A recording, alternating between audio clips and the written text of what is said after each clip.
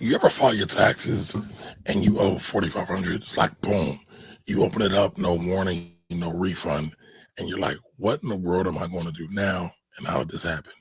Well, today we're going to talk about it.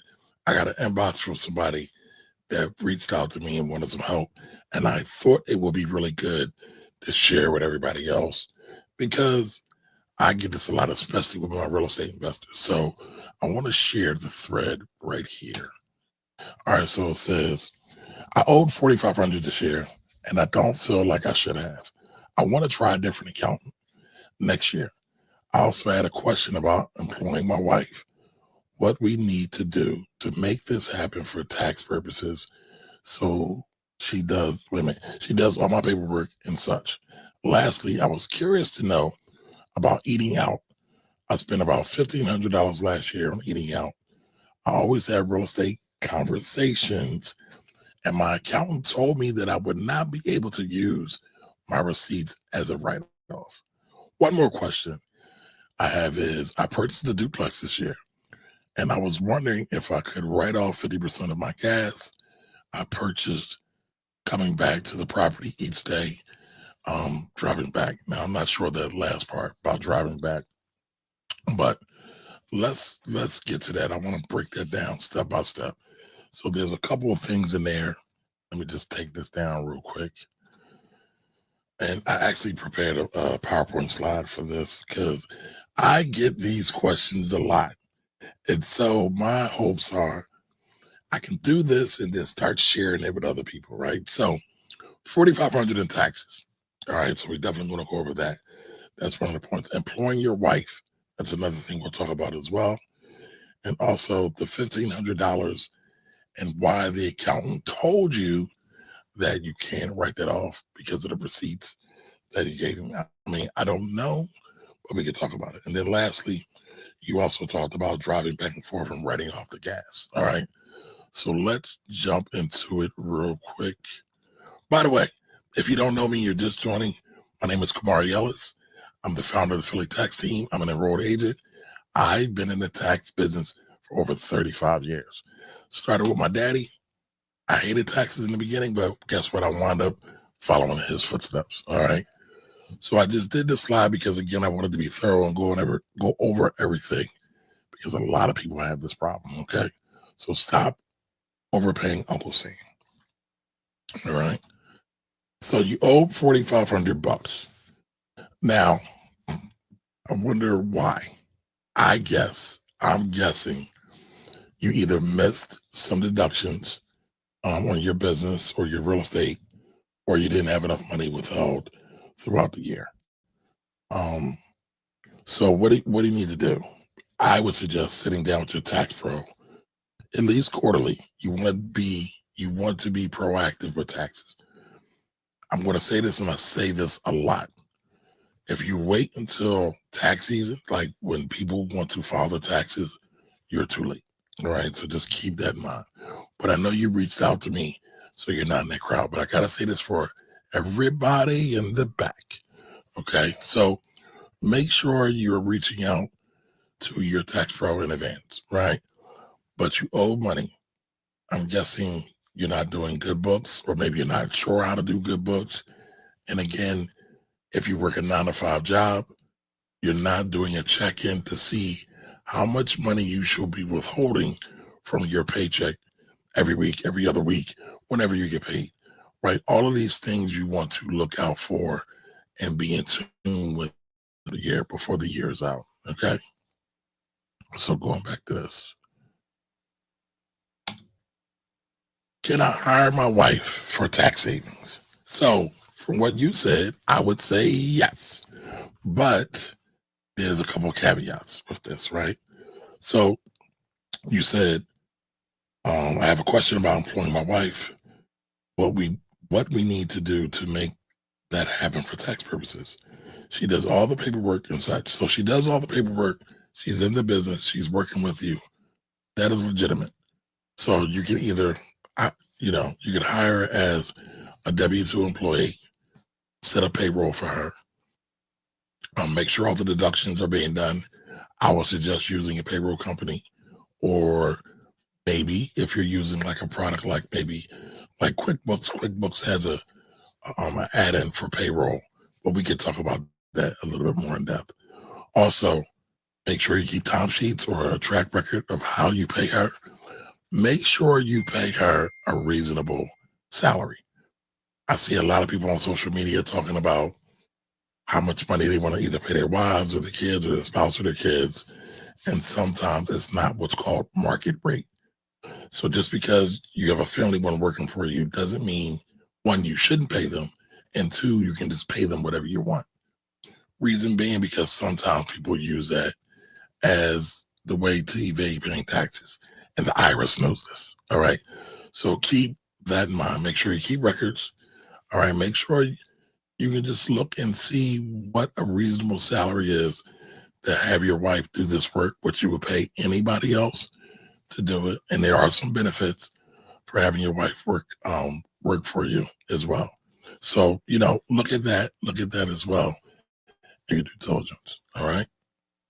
So writing off mills. I get this a lot. I get this a lot. Can I write off my mills? I know you said you spent about $1,500 on mills. And I'm guessing you were talking about writing off mills with your spouse. If you were, or if you're not, just stay with me for a minute. Just stay with me for a minute. So you can write off mills when it's for a business reason.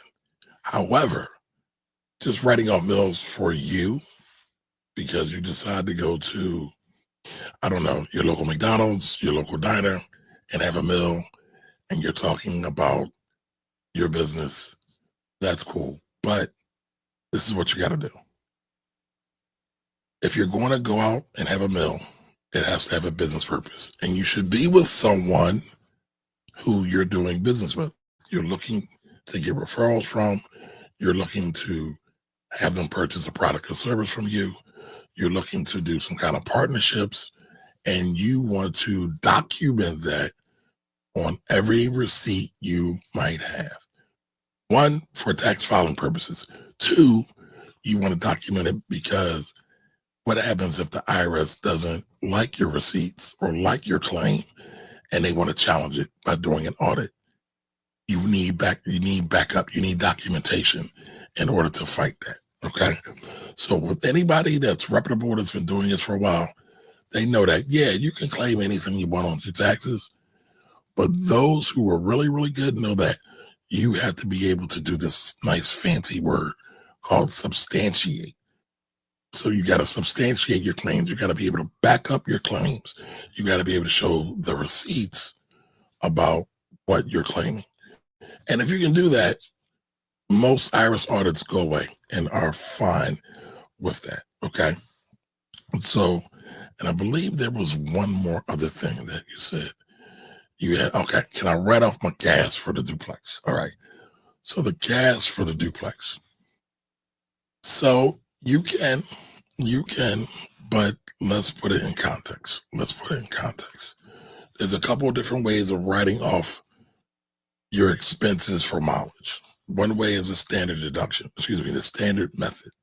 The IRS will let you deduct 45.5 cents that you drive per mile. As a matter of fact, I just saw a typo, and this is the 23 number. I think it's still right, but let me just look up real quick because I don't want to put bad numbers out there. Because I want to look at the standard mileage rate. Right, it's wrong. The standard mileage rate for 2024 is 67 cents. I know you might say it's only a cent and a half difference. Those cents add up. My daddy used to say pennies make dollars, so don't squander your pennies. All right, so 67 cents per mile. That's a standard method. That's the method I usually recommend everybody use. Why? Because there's another method called the actual expense method where you can write off your gas, any tolls, any insurance, any repairs and maintenance to your car. However, you still have to keep track of your mileage anyway. So I say just do standard mileage, but you have to keep track of it. All right. So you need a logbook, or you need to use, your fancy smancy phone to keep track of it. There's a couple apps you can use for that. I'll put those in the I was about to say the comments, not the comments, in the description about that. I'll update that later. But you definitely want to keep track of your miles. So yeah, you can use your gas to write off, but again, you got to keep track of your receipts. I would suggest you do the mileage rate, but I would need to know more. This is not a tax recommendation. All right. This is not tax advice. All right. I just want to make this known. Okay. This is for educational entertainment purposes only. Only. All right. So those things you must do. And again, any tax professional will tell you if you're going to write off mileage or if you're going to do vehicle write-offs, they should be documented. That is one of the first things the IRS do anytime they're looking to audit your return. Okay? Make sure you have a mileage log. Please, please, please do that. All right. So I believe I've went through all those questions. If anybody else has any other questions, feel free to shoot me a DM, shoot me an email, any of those things. Just make sure you're always planning, y'all.